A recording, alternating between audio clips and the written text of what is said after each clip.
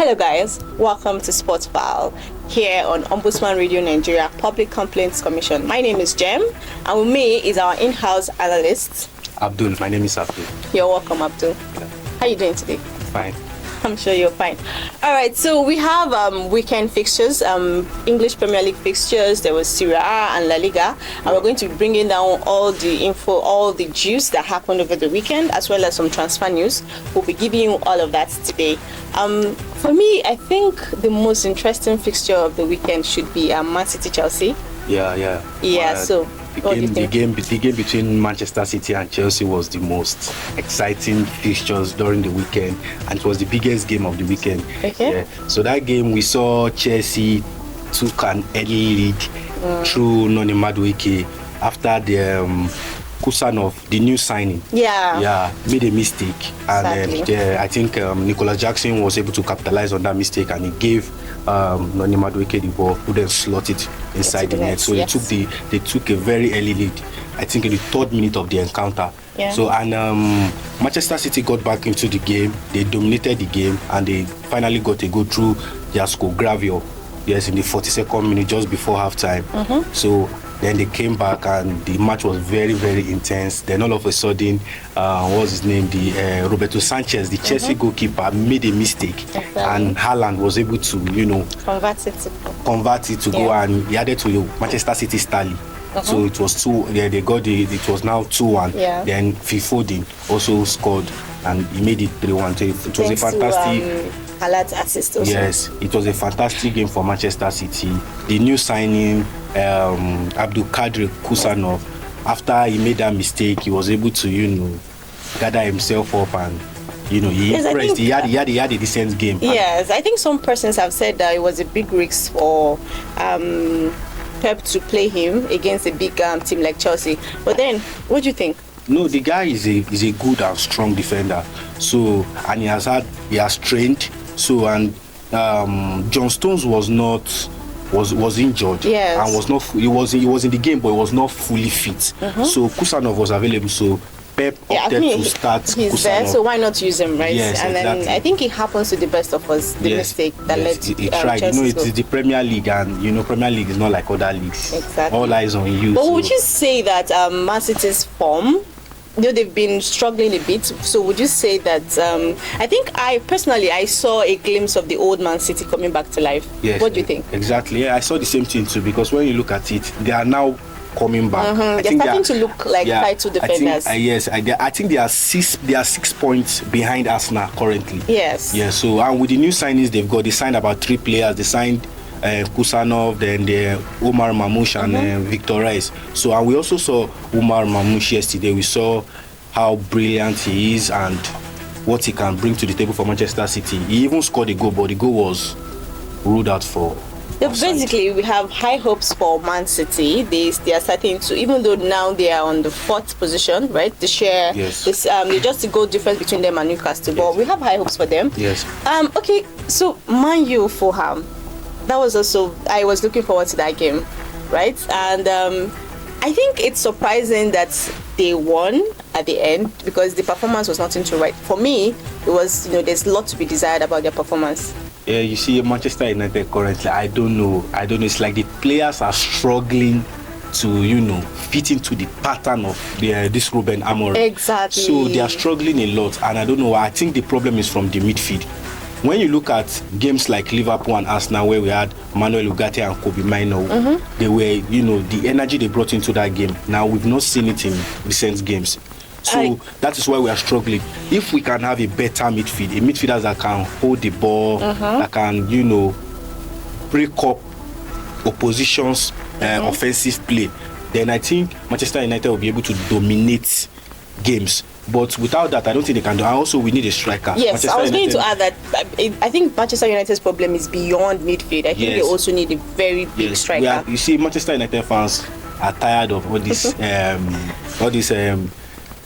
what do we call them? These guys that have talent, but they cannot really show up. Yeah, exactly. Big games. The likes of Rasmus Højlund and Joshua Zirkzee, these are not strikers that You cannot have these guys as strikers and want to win the league or compete for major titles. Yeah. You understand? You need prolific strikers. Yes, exactly. Strikers that can guarantee you 20, 30 that goals can a just season. find, pull some magic tricks. Yes. And ensure that the game, at the end of the day, you want to win games. Yes. That is the beauty of football. Yes, and again, you want to win games. Yeah, really. when you look at the way Manchester United, they are struggling, and that yesterday, I don't think they deserve to win, but they grinded out results. Yes, some courtesy persons of Lisandro Martinez strike, like he just, it was just an individual brilliance. Exactly. It was not really a teamwork. It was not really a teamwork. Some persons have said that the last post-match conference Anorim had, and he said they were the worst Manchester team, really kind of motivated the players, and but really, did you see any change between their last performance and the game they had with Fulham? I don't. The change was not much. The change was really, not much. really. I think the players are basically struggling to fill into Anorim's philosophy. Yes, and the thing is, any players that cannot fit into the philosophy of Ruben Amorim is going to leave the club. And Ruben Amorim should be backed by the board so that he can get the players that he needs. Yes, exactly. So you're saying his philosophy is supremacy to winning games? His philosophy is good. We saw it in Sporting Lisbon. We saw what he did with Sporting Lisbon. He won the title twice in 3 seasons. Manchester United is a big football club, right? Yeah. They need to win games. And he's complaining that, he doesn't have the players, he needs to work with his philosophy and all of that. But why not work with the players you have to achieve the results? You see, even the players now, I think these things, I think I'll blame it on the players, because the players are very lazy. Most of them are very lazy. Number one is Marcus Rashford, and that is why you are no longer seeing Rashford playing for Manchester United presently, because the coach has decided not to use him because he is not satisfied with his performance. With his performance in training. So Manchester United players are lazy. That's because the club has given them this luxury of paying them high wages, and I think the culture of the players, the culture of that team needs to change. And any player that is not ready to fit in into the philosophy should be sold. Oh wow, that's a big statement. Yeah, but we'll see how it plays out eventually. Yeah. Then there's another team that is struggling that we need to talk about. Tottenham. They had a very poor performance at home to Leicester. What do you think? You see, Tottenham they've drawn just one game in their last 7 matches. Seriously. 1 game and 6 losses, which is very sad and bad one for Postecoglou. I feel bad for him, and the fans were even, they were booing him yesterday, and it's quite an unfortunate scenario. But people have said Tottenham are plagued with injuries. It's the reason for their losses and all of that. But what do you think? I think it's beyond injuries now. Yes, it's beyond injuries. I think the tactics and the players also. Yeah, there's something that needs to. They're just how many points away from relegation? Yeah, exactly. Just very few points. Yes. It's sad. But some persons were able to, do something right. Arsenal drew despite being, 10 men down. Yeah, they were 10 men down, and also Wolves got a red card. So yes, and shortly they took the lead through Ricardo Calafiori, which is a very nice one. And I think Martin Odegaard he needs to improve a lot. His form this season is a bit down. I mean, he has scored just 1 goal, just a goal this season, which is very bad and very poor for a player of the caliber of Martin Odegaard. Basically, reforms all over, right? And we're still looking for something to happen. We're still looking for maybe some players to be signed that will change the tune of the game and all of that. Yeah. Other teams too had a very good, which was surprising to you, that had a very good performance over the weekend. During the weekend, we saw Liverpool. Yes. Isn't surprising though, because exactly, it's not. We saw them trash Ipswich Town by 4 goals to 1. So it's expected because they are leaders of the league. So exactly. So it is expected. We also saw Bournemouth. Honestly, this one it was a very big one, because Bournemouth trashing Nottingham Forest.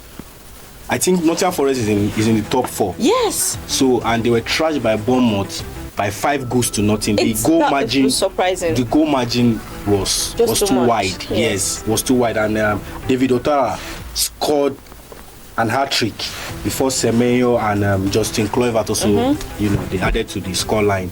But Justin Kluivert scored first. He scored in the 90th minute before David Otara scored his hat-trick. And then Semenyo scored at the 90 minutes. Talking about hat-tricks, let's move to La Liga. What would you say about Mbappe's performance? Mbappe is a reminder that, you see, form is temporary, but class is permanent. You see, because I like that. At the beginning of the season, people were saying he's going to be a failure at Madrid. Look at Eden Hazard. He shouldn't have made that move, blah, blah, blah. But Hazard was cool and calm, and he's playing every game as it comes. And you can see he has been scoring. I think in the last 5 games, he has been scoring goals for Real Madrid. Even the games that Vinicius was not available. Mbappe has been delivering goals and he has been scoring. Well, I think I'm very, very intrigued by the combination between Vinicius Junior and Mbappe. I think that combo kind of produce results effectively. Yeah. And also you need to add Jude Bellingham. Exactly. Yes. That's wonderful. And they're sitting comfortably. Will I say comfortable? Well, they're sitting on top of the league for now. Yeah, they're sitting on top of the league with 49 points. Yes. And they are followed closely by Atletico Madrid with 45. They are 4 points behind. Atletico Madrid is 4 points behind Real Madrid. Yes. And Barcelona, despite trashing these people, it's 7-0. They trashed Valencia 7-0. They are still third. They are 2 points behind Atletico Madrid. It's a good result for them. I'm sure nice. Let's see, it's still too early. Would you say it's too early to predict? I think it's too early to predict. Anything can happen. Anything can still happen. Yes, but exactly. I don't see Madrid dropping in the La Liga anytime soon. Yes. I don't see Madrid they dropping. I think just like Man City, they have this winners form on right now. They have this winning mentality. Exactly. Yes. So it's on for them, and then they seem to be cruising on that level for now. Exactly. So we are like 4 days away from the end of the winter season window. So any expectations? What do you think? Well, talking about the transfer window, Manchester United have currently submitted a bid for Patrick Dogu. Oh wow! A left back that plays for Lecce in the Italian Serie A. So they've submitted 2 bids before, and those bids got rejected because they didn't meet up the financial value that Lecce wants from Manchester United. Manchester United were not able to, their bid was not up to the £40 million that was needed. Yes, so they rejected it. But you think there's hope this time around? I think there is hope. I think. But do you think that very left soon, back is what they need? Yes, they need a left wing back because they've been struggling in that position. Luke Shaw has been injured. Malacia has been injured too. Malacia is back, but I don't think he can be trusted. So, and we have been using a makeshift left back in the person of Diogo Dalot, who has not really delivered. Yes, he has not been impressive. Exactly. So we need a left wing back. And looking at the style of the way Patrick Dogu plays, he's a versatile player. He can play from the left wing back, and can also play as a right back sometimes. He's a very versatile player. Yeah, I agree with you on that. Yeah, so I think Manchester United needs him. We are yet to hear any solid confirmation from Arsenal and the other team, people that we know for certain are in need of something this transfer window. You think anything can still? I think Arsenal have been silent in the transfer window. That's why the fact that they need a striker. They need one badly. So they have been silent. I don't know what they are up to. 4 days is still a long time. Yes. Something miraculously can still happen within. Exactly. And also to let you know that Renato Vieira has arrived for his Juventus medical ahead of his move from Chelsea. Oh, that's so he has not been. One. Yes, exactly. He has not been starting for Chelsea, so he needs to make that move and Let's see. I hope Juventus favors him. And also Miguel Almiron has joined Atlanta from Newcastle. Yeah, Miguel Almiron, a very nice right winger, a very fantastic player. So I think he has not been having a lot of playing time this season. So I think he has now choose to leave Atlanta for Newcastle for a fee of £11.4 million and on a 4-year contract. That's a great one. Yeah. Well, I wish all of them success. Okay. And you have more for me? Yes, Neymar is, I think, his return to Santos, that's his boyhood club. is imminent. And I think- Confirmed? yes, no, it's not yet confirmed. Yes, I know It is imminent. that's we're just hearing rumors. Let's Yeah, see. it's Let's see if imminent. that will actually play I out. believe it because it was posted by Fabrizio Romano, Okay. a very reliable journalist. Oh, okay. On Saturday we saw Atlanta. They defeated Como by 2-1. So, and we also saw Napoli defeating Juventus. Colomwani, the Napoli guy. is in good form. Yeah. You know they Yes. have a good manager, Antonio Conte. So the new signing from Paris Saint-Germain, Colomwani, scored the first goal. Then Sambo and Guisa equalized. Then Romelu Lukaku, converted the penalty kick and Exactly. gave That Napoli was very. all 3 points. And also on yesterday, we saw Inter Milan. AC Milan. They miraculously won the game after our own Super Eagles player Samuel Chukwueze scored the goal in the 90th minute. That's a good one for them, really. Yeah. And also Inter Milan won by 4-0. They won Lecce by 4-0. And AS Roma, they defeated Udinese by 2-1. And Fiorentina also defeated Lazio by 2-1. Despite having a red card. Despite having a red card, that's interesting. So, what are the fixtures for next weekend like for Syria? In the Serie A this coming weekend, we'll see Parma facing Lecce. Parma will be hosting Lecce, and also we'll see Monza playing against Hellas Verona, Atlanta against Torino, and lots more. That's going to be quite interesting. Yeah. I'm looking forward to that. So we'll be here to bring you everything that happened over the weekend. That's all we have for you today. Some exciting features that we've talked about, and we have tried to keep you up to date with all that happened over the weekend. Be sure to be here same time next week for more.